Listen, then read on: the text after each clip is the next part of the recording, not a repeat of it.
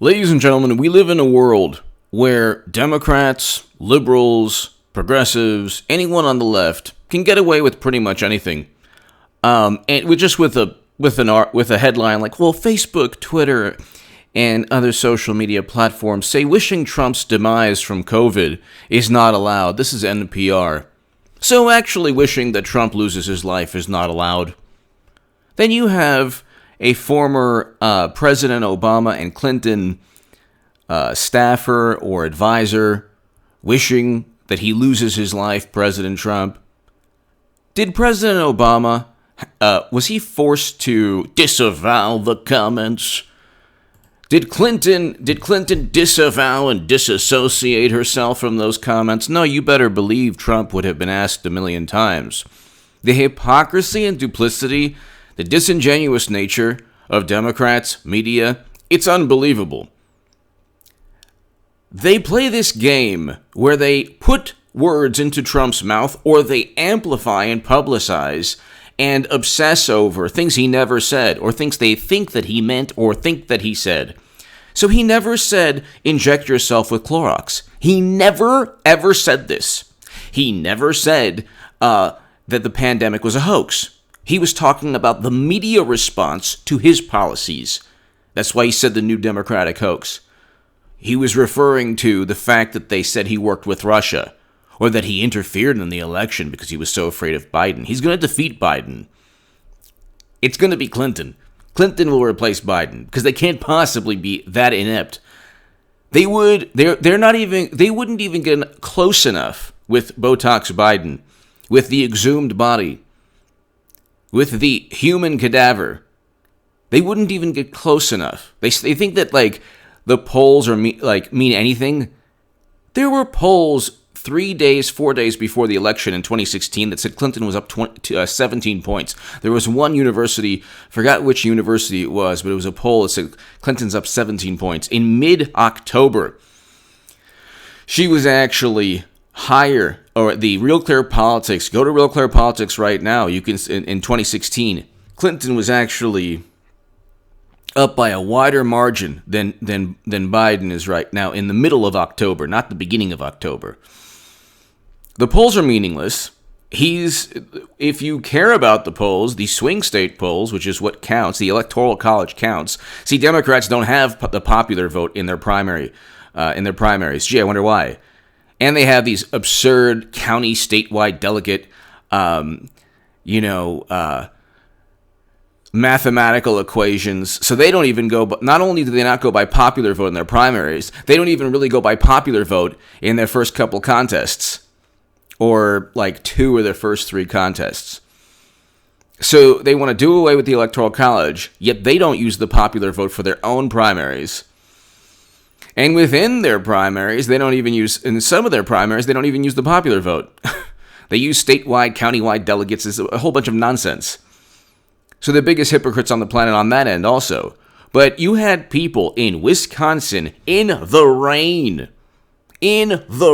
Wisconsin. Look it up. How many people got sick waiting in the rain to vote for Biden, to vote against Medicare for all? So the biggest the biggest rejection of Bernie's policies was actually during the pandemic when liberals were getting drenched in the rain in Wisconsin and pelted by hail. Look it up. It's in Politico and a whole bunch of other publications in April. And in March, you had 3 contests, Illinois, Arizona, and Florida, during the pandemic that they didn't stop. They didn't cancel those primaries either. Democrats had 4 primaries during the pandemic, where a great many people weren't social distancing or wearing masks. And then they have the audacity to wish Trump harm because they put words in his mouth saying that he didn't take it seriously, which he always did. He implemented travel restrictions in January. On March 1st, you can look it up if he hasn't deleted the tweet. The wonderful America's governor of New York stated the risk remains low for the people of New York. There's no need for undue anxiety. He tweeted this. Is that taking it seriously? This is in March 1st, not late January. Then you have one person in Congress. I'm not going to even, if you mention the name, it's like a big problem. So it's like every social media platform is geared towards protecting the Democratic Party and coddling people like Biden. But this person was saying, yeah, I take it very seriously, and I know people who've lost their lives, and, Trump, all we wanted from Trump was a statement like, we'll get through it. He's made those statements. But see, Democrats don't want his... This is the hilarious thing about Democrats. They literally tried to remove him from office early February. So that the Senate vote that prevented impeachment was like the February 1st or 2nd. In the last couple days of January, Trump implemented the travel restrictions. Biden opposed those travel restrictions. Pelosi opposed those travel restrictions. And then they say that Trump didn't take it seriously, and they just wanted some positive, caring words from Trump, as if they would ever give him the benefit of the doubt or ever acknowledge any achievement. I mean, he's had foreign policy achievements. Peace and economic deals between Israel, the UAE, Bahrain, Serbia, and Kosovo. He was the first president to step foot in North Korea. They don't care about anything. They think Bush is a good liberals, people on the left, they've completely lost any grasp of reality. They're completely and utterly delusional, which will make November 3rd. And they're spiteful and arrogant and mean-spirited, and they're the actual bullies. Trump just has a belligerent personality. He's not the type of person like President Obama to drink Flint water when it's poisonous and say, I'm kind of thirsty. That's not supremacy, though. Remember that. When water is poisonous and he drinks it as a publicity stunt to make people think the water is safe, that's not supremacy or racism. Also, when President Obama and Biden and Clinton engage in a NATO intervention that leads to 10 years down the road, people being bought and sold, literally, in Libya. That's just, gosh, my worst mistake. And they did it, they don't care. President Trump has ended the war in Afghanistan officially. President Trump is removing soldiers, Americans, from Iraq. President Trump has removed Americans from Syria. President Trump is reversing the Bush, Cheney, and Rumsfeld doctrine and President Obama's failed smart power foreign policy doctrine, which was another version of the Lincoln Project, maniacal, failed policies. They don't care. There are even articles written in 2016 saying, well, Clinton's going to engage in a regime change, but at least she might raise the minimum wage. That's their mindset. So when they wish President Trump harm, their political party's about to end completely. The liberal I'm with her crowd, which runs the entire Democratic Party, doesn't understand that the left, there is no left in the United States of America. Bernie Sanders and the pundits yelling at Medicare for All and universal basic income who said vote for Clinton in 2016, they're voting alongside Max Boot, Bill Kristol, and the Lincoln Project. Okay, take a moment to think about this, especially if you're on the left and you happen to be watching this. The Lincoln Project and Bernie Sanders are voting for the same candidate in 2020. The Bush administration officials and Bernie Sanders are voting for the same candidate. Do you find this bizarre? Is there a left or is there a left-leaning political party in any country of the world that would vote alongside the most militant political faction in that country? No.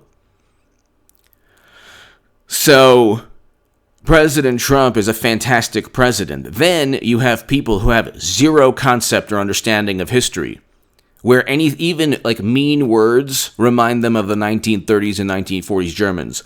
The problem is that reality also doesn't correlate to their absurd, apoplectic, hysterical, and fanatical fantasies. President Trump is the only president to combat anti-Semitism, which is running rampant on college campuses, utilizing the definition of the IHRA. Look up that organization. They know more about the definition of that word, anti-Semitism, which relates to directly to the 1930s and 1940s Germans. I'd like to say the whole name of the organization, but YouTube policies, if you say certain words, that's why I have to say 1930s and 1940s Germans. But the IHRA literally has given the definition that the United States government is now utilizing. So, if you engage in anti-Semitic rhetoric on campus, and if you, under the pretext of criticizing the only Jewish country in the world, you won't get government funding. Well, you probably shouldn't then engage in that anti-Semitism. And President Trump is the only president to implement this executive order based on the definition of anti-Semitism by the IHRA. But that's just, you have President Trump doing so many great things. Record low black and Latino unemployment. Biden presided over a 100-to-1 sentencing disparity. See, when Kamala Harris and her prosecutors, and the fact that she was at the sentencing of Jamal Trulove, a black man who was wrongfully incarcerated by Kamala Harris's prosecutors, that's not supremacy, do you understand? Because racism is only about, to the left, it's about public relations and image. So a 100-to-1 sentencing disparity for the same drug, where people of color and people who look like Biden, it's a 100-to-1 sentencing disparity. For every one person that looks like Biden, 100 people of color were sentenced, harsher sentences, convicted, arrested for the same substance, essentially. Okay, the same narcotic, pretty much. Actually, the same narcotic. That's Biden. The structural issues that people are, oh my God, it's like such a, there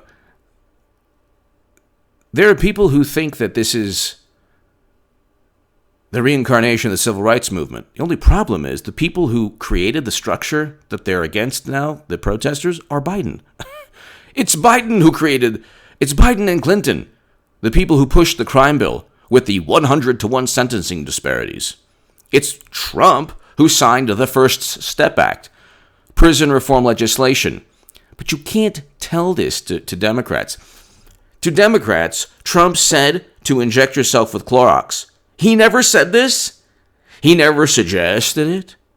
And when he was thinking out loud, they turned it into this cause célèbre, this, oh my God, could you believe it?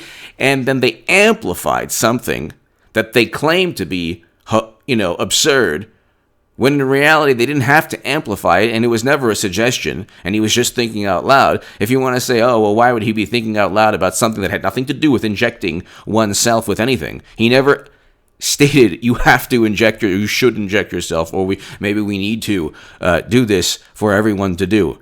He never stated those things.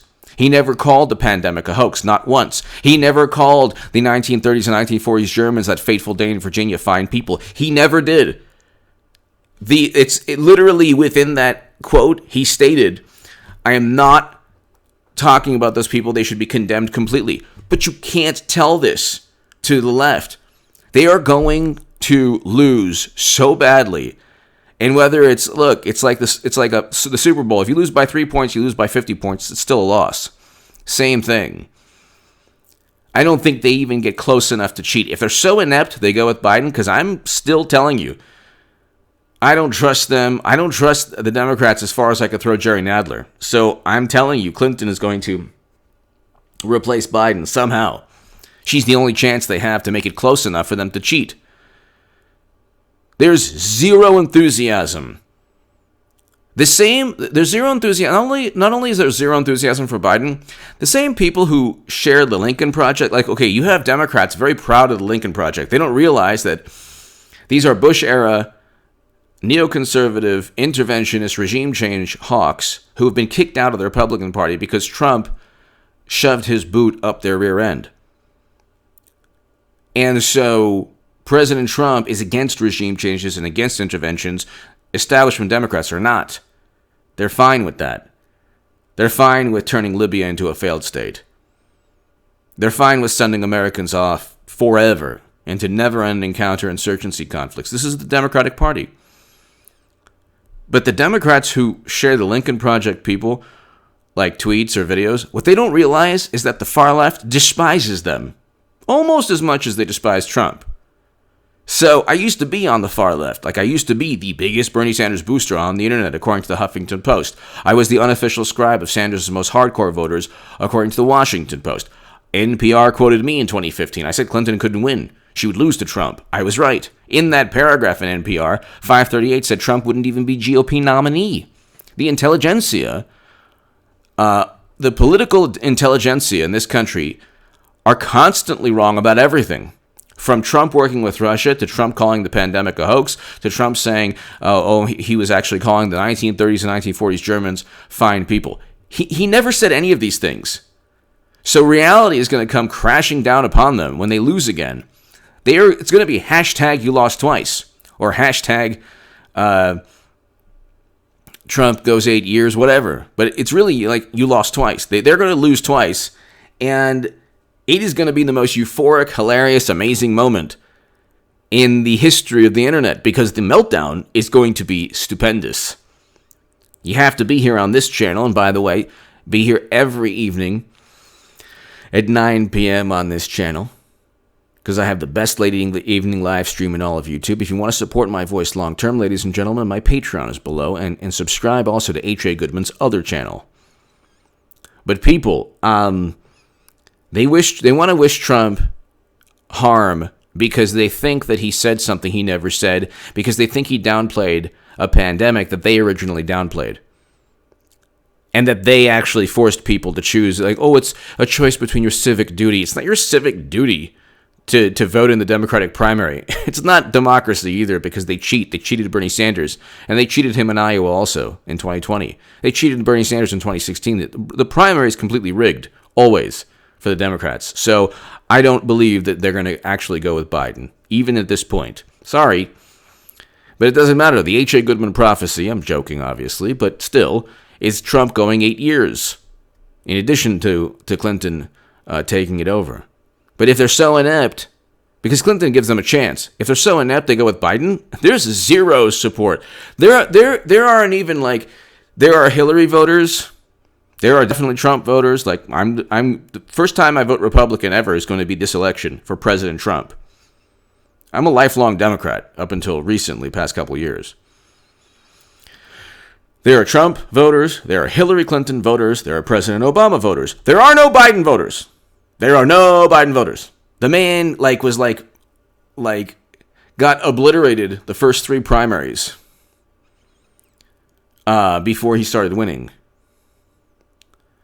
There are no, but in 88, he was kicked out because of plagiarism. In 2008, he didn't even get 1% in Iowa. There's zero support for Biden on the left, or the far left, zero. And he spent the first debate not only getting obliterated by Trump, but saying that he doesn't, he defeated Bernie Sanders, he's not going to adopt the Green New Deal, he's against defunding police, he's against packing the courts, he's against Medicare for all. So the left gets nothing from Biden.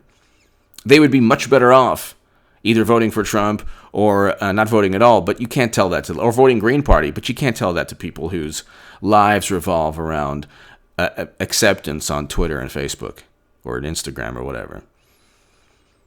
Give me your thoughts below. Their political party is pretty much done and over with, and they will be even more. Not only are they irrelevant now, because you have President Trump with his third Supreme Court nominee. His third Supreme Court nominee.